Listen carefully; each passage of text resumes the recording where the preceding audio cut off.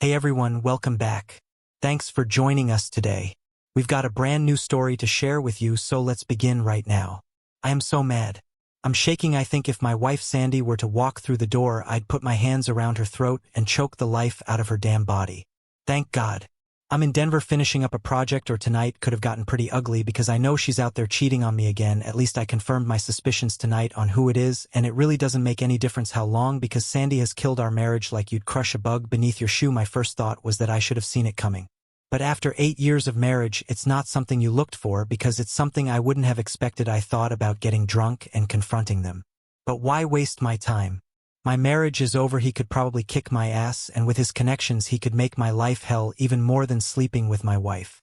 So here I sit. No one can know how I feel unless they've gone through what I have to deal with. Right now, I don't want to hear all the bullshit that I'm divorced. I know what you're going through, man. Or I'm here for you. If you want to talk, I don't want to hear any of their crap. So I'm not telling a soul, not yet anyway. I need a plan, but I've got to get my head straight first, and that's going to take a little time. I don't plan on ever making love to my wife again because the thought of her writhing around on the bed with him still makes me sick to my stomach. At least she had the courtesy of doing it in hotels instead of in our fucking bed. So with a pad of paper in my hand, I'm thinking about what I'm going to do if Sandy were this hot, sexy woman. I might have seen it coming, or at least been looking for signs. She doesn't have a set of 36DD, doesn't have long blonde hair, and isn't a hot-looking tall Amazon type of woman. Don't get me wrong, Sandy's good-looking, about 5 feet 6 inches, short brown hair with a hard, lean body. You could probably crack a 2x4 across her small ass, but that's about it compared to his wife. Sandy would rate about a 5 at best. So why is he screwing around with my wife? Probably because he can. Sandy went to work for Logan Industries about 2 years ago, just after the birth of our son, Danny. I made enough money to cover all our expenses, but she wanted all the things our friends had. Steve, with me working, it'll take some of the pressure off you, and you won't have to work so much overtime. It'll be nice to have you home more often. She tried to reason with me. My parents say they would love to watch Danny for us, and that way I could at least work part-time. She was right, but I felt that Danny needed her home at least for another couple of months. I never suspected she'd already been looking. Or should I say, we met Richard Logan at a charity auction. My boss gave us his tickets because he said he hated functions like that, and I thought it would be a nice evening out with my bride. When he walked in the room with his wife on his arm, everyone took notice. He was tall, good-looking, and had money. People like that have almost rock star appeal. He worked the room and had most women swooning over him. Even my wife. That's Richard Logan and his wife Connie. My wife told me he owns 3 companies in town, and his wife used to be a runway model. Hell, the dress she's got on tonight probably cost more than all the clothes I've got in my closet, she said in a hushed voice. But they're probably not nearly as happy as we are, I replied, kissing my wife on the cheek. Yeah, right, wouldn't it be nice to have that kind of money if just for a little while? She asked me. Not during the night we were introduced. How we got on the subject of what we did, or that Sandy wanted to get back into the workforce, I have no clue. But I forgot about it until weeks later when Sandy brought it up again. Richard flaunted his money that night by outbidding everyone for the top 5 items. When I called him a show-off, my wife gave me a stern look and said he was doing it for charity. Bullshit. He wanted to make sure everyone knew he could do what he wanted. People like that need to be the center of attention. The one thing I did notice was that his wife kept one eye on her husband and the other on every good-looking woman in the place. Looks like she didn't trust hubby completely, or so it seemed. Nonetheless, 3 weeks later, I came home to the news that Sandy had gotten a part-time job, and guess where? Logan Industries. They've just opened up a new department, and even though it's only part-time now, it'll probably turn into a full-time position within 6 months. She told me, beaming.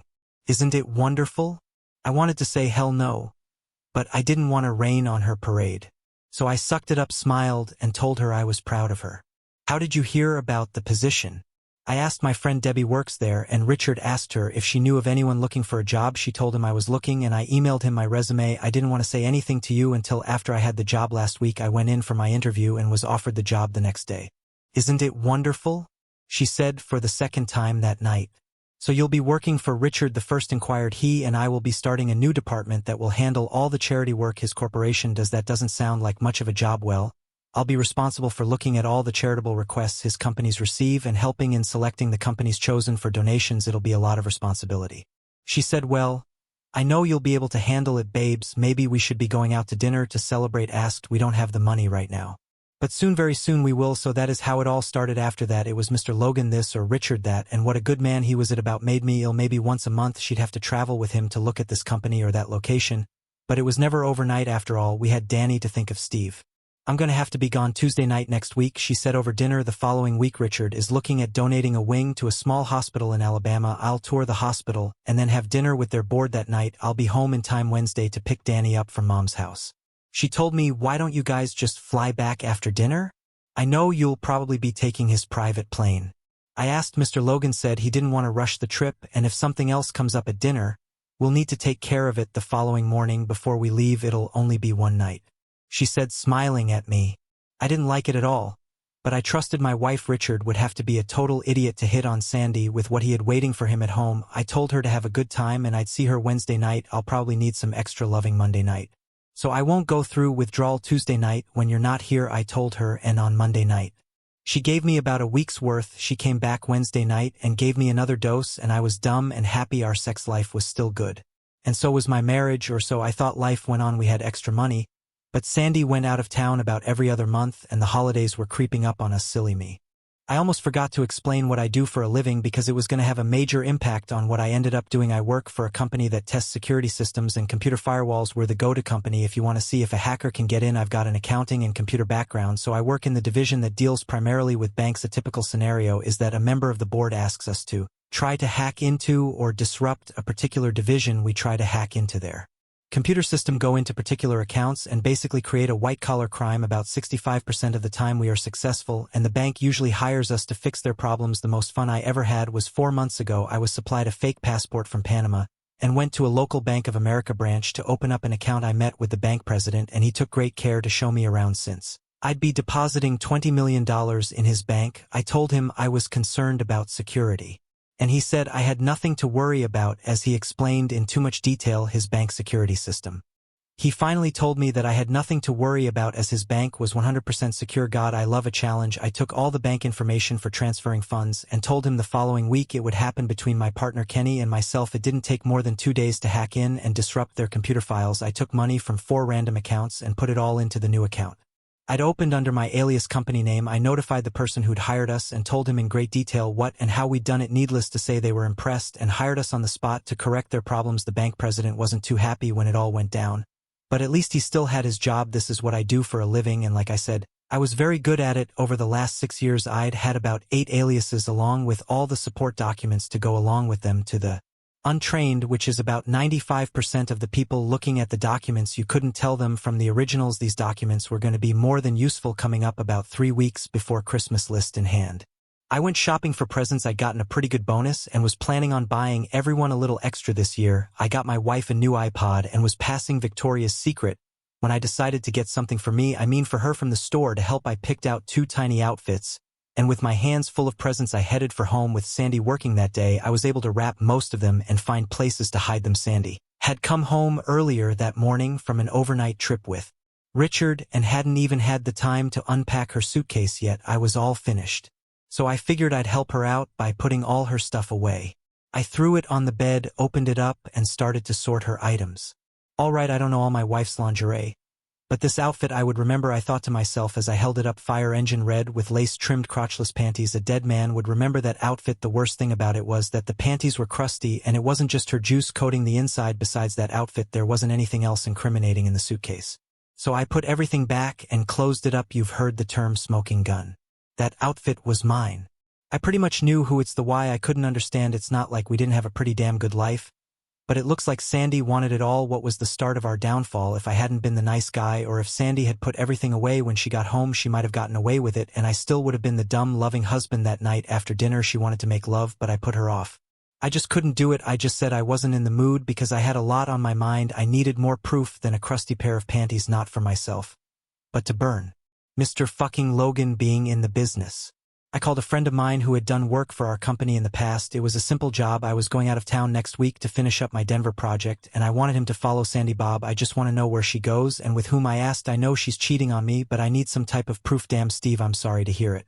Don't worry, if there's anything going on, I'll find out. He told me with my help. He bugged the house, her car, and even put one in the lining of her purse. Sandy, I should only be gone 2 nights at the most. I want to finish this job before Christmas, so we'll have the whole 2-week holiday period to ourselves. I told her, besides, while I'm out of town, you can shop for my Christmas present. It better be something good for all the nights you've been away this year, I said, hoping to get a rise out of her. She just looked at me and said nothing. Wednesday, I boarded my flight for Denver and gave Bob the green light. Kenny was already there, and we finished everything by 6:30 p.m.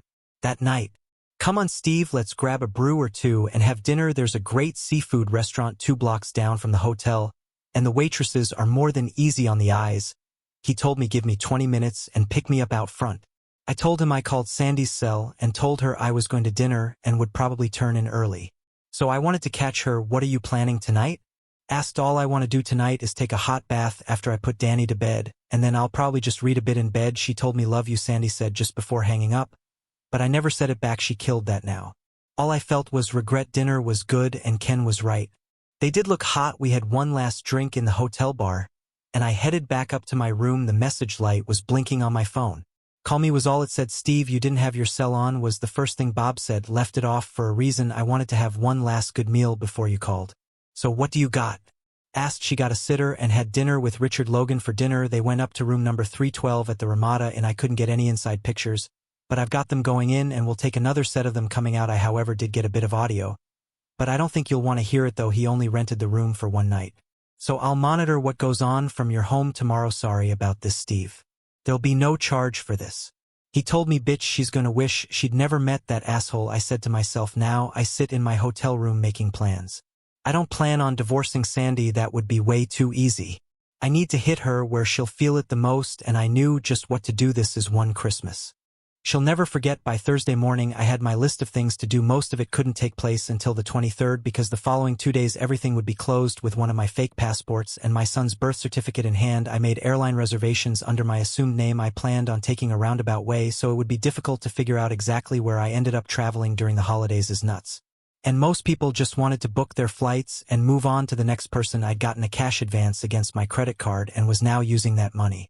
So there would be no paper trail. I cashed in all 4 of our CDs in our safety deposit box and took all our available cash. I wasn't planning on taking more than an outfit or 2 in a carry-on bag, so I'd need money to purchase clothing when we got there.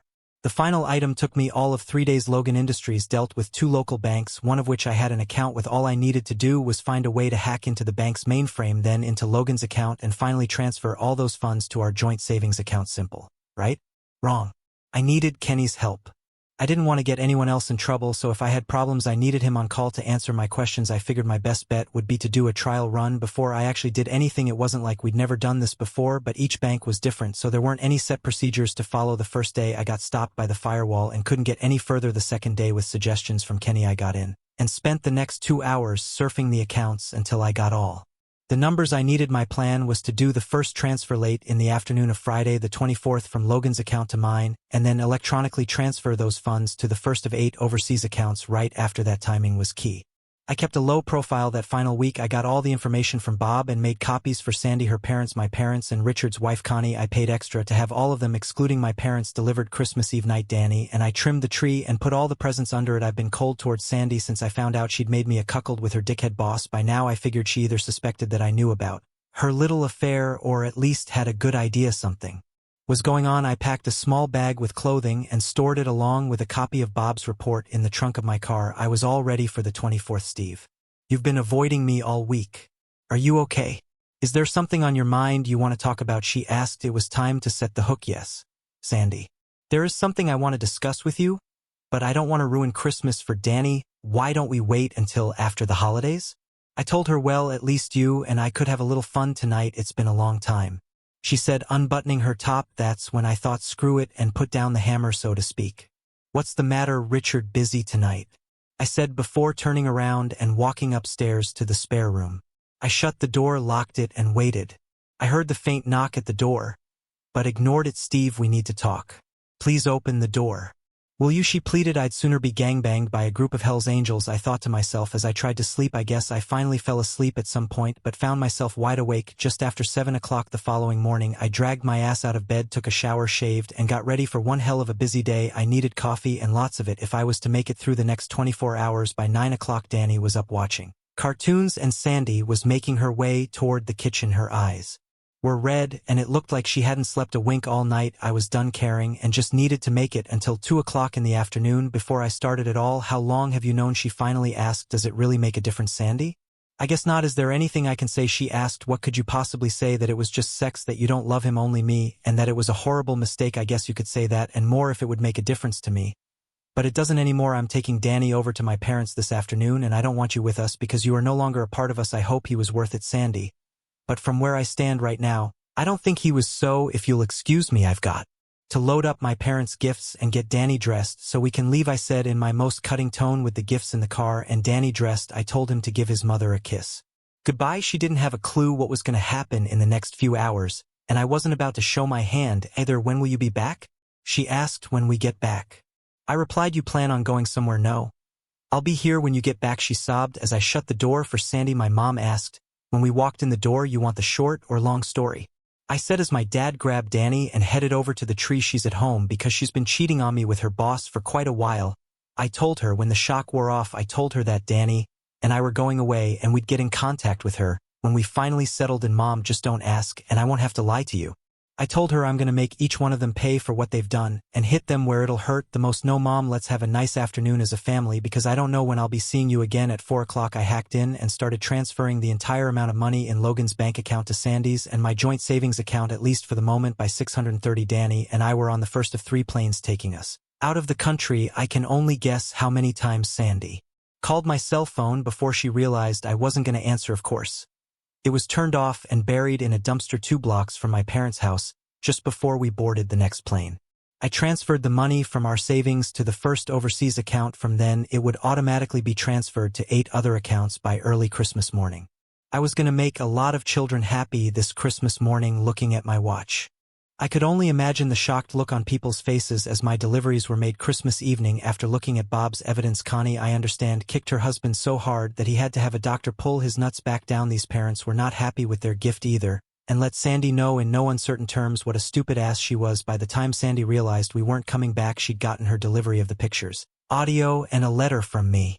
I spelled it all out, how I'd found out, and that I could never forgive her. You don't deserve mine or Danny's love, so you're not going to have it from this day forth. The house and everything else in it is yours to do with as you. Danny and I will be starting a new life without you, and I only hope that one day I'll find it in me to forgive you. But I don't see that day coming for a long time. I told her. By the way, since the 2 of you started your unholy union under the pretext of donating money to good causes, I've decided to help the 2 of you out. The $1.2 million in your Bank of America account has been donated in Logan Industries' name to 8 children's hospitals and developing countries. I've left instructions with them to formally let Logan Industries know how thankful they are. 1 year from today, you can tell your buddy Richard that I hope he likes that glory hole of his because it's going to be the most expensive piece of ass delivered half. So have a Merry Christmas and Happy New Year. I'd love to say that I'll see you around, but that won't be happening anytime soon. I'll send Mom updates, so if you can stay on her good side, maybe she'll pass them on finally. If you want to get a divorce, be my guest.